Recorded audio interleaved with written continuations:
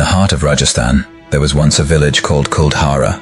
It was alive with laughter, with music, with the rhythm of daily life. But one day, it vanished. Overnight, the streets fell silent, the lanterns darkened, and the bell tower, the bell itself, disappeared beneath the waters. Yet some say it did not vanish entirely. They say it still rings, not for the living, not for the curious, but for those who have been lost and those who are about to be. Kuldhara was a village that breathed with its people. Children ran through narrow lanes, traders carried baskets of spices and silks, and the bell tower chimed at dawn and dusk. It was more than sound, it was life itself. The villagers believed the bell carried their prayers, their joys, and their sorrows into the heavens. Among them was a mother, Rukmani, who every evening rang the bell to call her child home. "The bell listens," she whispered. "It keeps us safe. But no bell can keep the inevitable at bay." Dark clouds gathered as plans for a dam were made. Authorities claimed the village must be evacuated. The villagers protested, but resistance failed. They packed what they could and left, leaving behind their homes, their memories, their bell. The flood arrived without warning. Water surged into streets, into homes, into the very lives of the people. Panic rose. Families ran, clutching what they could save, but not everyone escaped. Rukmani stayed. She clutched the bell rope as the water rose. She rang it one last time.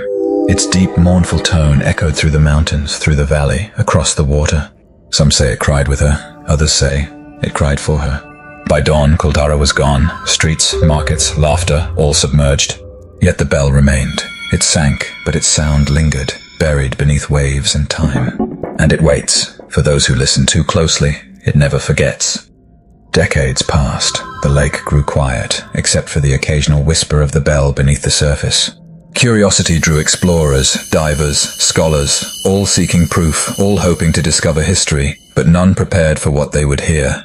The first descent was silent, almost peaceful. The ruins loomed beneath the water, houses twisted and broken, shadows drifting among them. Then came the bell, faint at first, a low vibrating sound that seemed to touch the bones. And then, the visions, faces in the windows of sunken homes, hands pressed against invisible walls, shadows that did not belong to the divers. The bell was calling, not gently, not as a warning. It called to the living, and they began to dream of the drowned. Dreams that were vivid, impossible to ignore. Faces, whispers, hands reaching from the water, names called softly in the dark. Those who heard it became obsessed. They returned night after night, drawn toward the echo, and some never returned. Rukmani's spirit lingered there, clinging to the bell. She was not angry, not cruel. She sought only her lost child, but the bell tolls for the curious, the bold, and the foolish. Its voice pierces time, bending reality beneath the waves. And when you hear it, you may see her face. And when you see her face, you may never leave.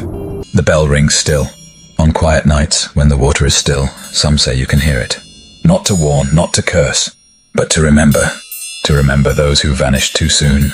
To remember those who are listening now.